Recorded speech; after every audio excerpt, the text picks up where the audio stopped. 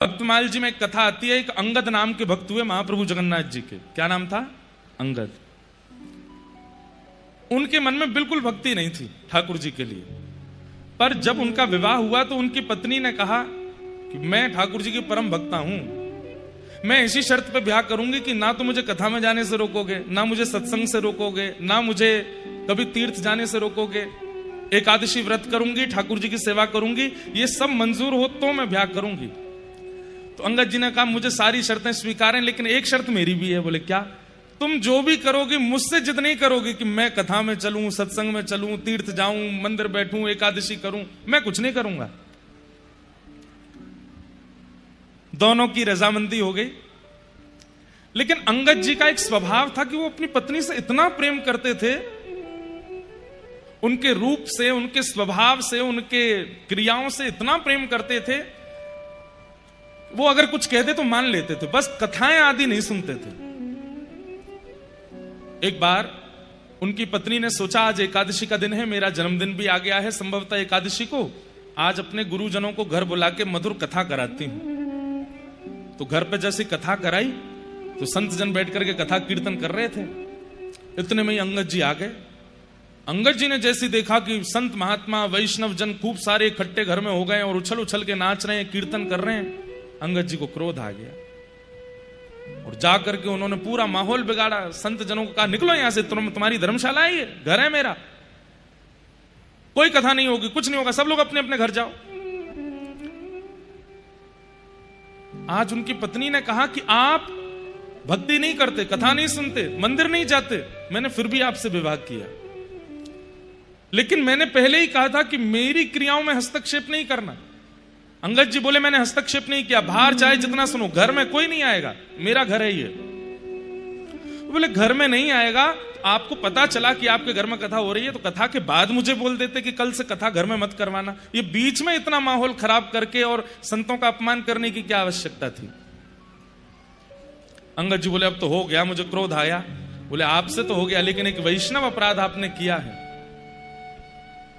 अब मैं व्रत लेती हूं आज कि प्राण त्याग दूंगी, लेकिन अपना मुख आपको नहीं दिखाऊंगी, आपका त्याग नहीं करूंगी, आपके यहां रहूंगी, भोजन बनाऊंगी, आप जैसे कहेंगे वैसे रहूंगी, लेकिन अपना मुख नहीं दिखाऊंगी आपको और ना आपका मुख देखूंगी। अंगद जी महाराज तो बड़े उदास हो गए। पत्नी कोई तो देखते थे, वो उसी में ही तो सुख मिलता था उनको। 6 महीने हो गए पत्नी ने मुख नहीं दिखाया। एक दिन अंगद जी बाहर निकले, बड़े उदास हताश चाह रहे थे, तो कहीं कथा हो रही थी, ऐसी पंडाल लगा था, लोग बाग बैठ के सुन रहे थे। अंगद जी ने सोचा इस कथा ने ही मेरा घर बर्बाद कर दिया, सुन के तो आऊं, ऐसा होता क्या है कथा में, मेरी पत्नी कथा के आगे, सत्संग के आगे मुझे छोड़ रही है, कथा नहीं छोड़ती, सुनूं तो सही है क्या। आके सबसे पीछे अंगद जी बैठ गए और जैसे ही अंगद जी बैठे हैं, जय हो महाराज, जय, बड़ी कृपा, जय खाटू श्याम भगवान की जय। ऐसा क्या है कथा में? तो कथा में जाके पीछे बैठ गए, अंगद जी सुनने लगे। सुनते सुनते सुनते उनका ऐसा मन लगा, ऐसी रुचि आई, ऐसा प्रेम बढ़ा कथा से, उनको मतलब 6 महीने से जो पत्नी को ना देखने का जो विरह था चित्त में, शांत हो गया। इतना अच्छा लगा। थोड़ी देर बाद सब लोग उठ करके जाने लगे, तो अंगद जी बोले क्या हुआ, आप लोग सब जा क्यों रहे? बोले कथा विश्राम हो गई। अब कब होगी? बोले कल फिर होगी, दोपहर में होगी, 3 बजे से आ जाना।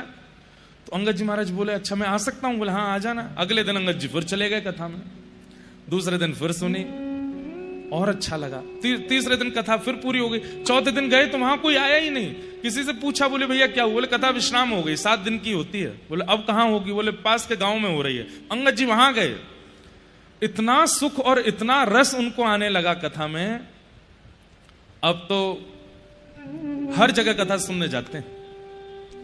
एक बार उन्हीं के शहर में कथा हुई, पत्नी से बातचीत हो नहीं रही थी, साल भर हो गया था।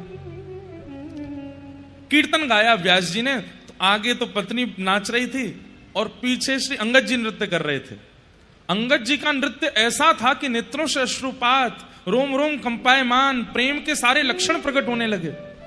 सब लोग उनको देखने लगे। व्यास जी भी मंच से कहने लगे, देखो कैसा अद्भुत भक्त नृत्य कर रहा है। आगे नृत्य कर रही पत्नी ने कहा, मैं भी दर्शन करूं, कौन से भक्त हैं। पीछे देखा तो अंगद जी, ये तो मेरे पतिदेव है, ये आज नाच कैसे रहे हैं। थोड़ा और पास जाकर के देखा तो नेत्रों से अश्रु, कोई आडंबर नहीं था, वास्तविकता। कुछ नहीं कही, चली गई। घर पर आज घूंघट नहीं कर रखा था। अंगद जी जैसे ही आए तो अंदर आकर के देखा और पत्नी से बोले, देवी तुम घूंघट नहीं कर पाई हो, मुख ढक लो अपना, मैं आ गया हूं घर पे। पत्नी ने कहा, अब घूंघट नहीं करना है। क्यों? अब क्यों नहीं? बोले, अब आप वैष्णव हो गए हो, अब आप भक्त हो गए हो, अब मेरे को ये नियम धारण नहीं करना है। अंगद जी बोले, देवी बुरा नहीं मानना। क्या? 6 महीना पहले तुम्हारा रूप देखने में बहुत आनंद आता था, पर अब जब से कथा आई है ना जीवन में, अब तुम नहीं, अब तो मुझे ठाकुर जी को देखने का मन है, अब तो प्रियालाल जी को देखना। चरित्र बहुत अच्छा है। फिर उन्हीं अंगद जी महाराज ने एक बार कहीं से मणि ली और उनके मन में था, मैं पहली बार जगन्नाथपुरी दर्शन करने जाऊंगा, ये मणि महाप्रभु जगन्नाथ जी को अर्पित करूंगा।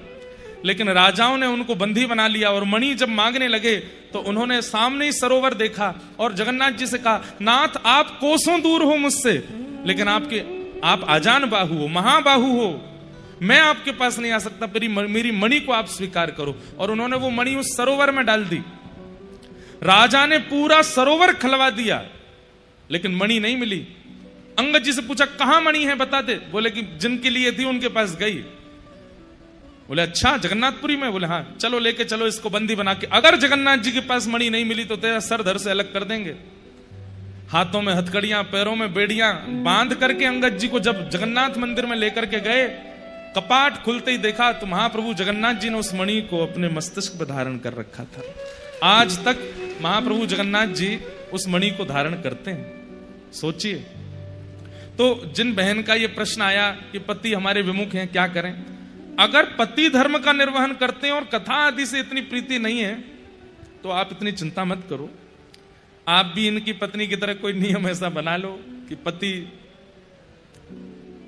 कुछ मत करना भैया, मुझे कहीं पता चली मैं ही फंस गया, कुछ मत करो, ठाकुर जी चाहेंगे तो अपने आप भक्त हो जाएंगे। पता चली चंडीगढ़ में एक घर में विवाद करवा गए महाराज जी। कुछ मत करना, श्री जी से प्रार्थना करो, हे लाडली जी, जैसे मुझे आपने स्वीकार किया इनको भी स्वीकार करो। बंधुओं, आप क्या सोचते हैं कि आपका मन होता है इसलिए कथा में आते हो? नहीं। मानव अपनी इच्छा से ना तो कथा सुनता है, ना कीर्तन में जाता है, ना धाम जाता है। श्री जी हमसे पूर्व से ही प्रसन्न है, पूर्व जन्म से ही हमारा भजन है, बस किसी कारण से कोई अपराध बना कि हमें पुनर्जन्म लेना पड़ा है। वास्तव में किशोरी जी, श्री जी चाहती हैं, इसीलिए हम कथा में आ रहे हैं। तो जो नहीं आ रहे हैं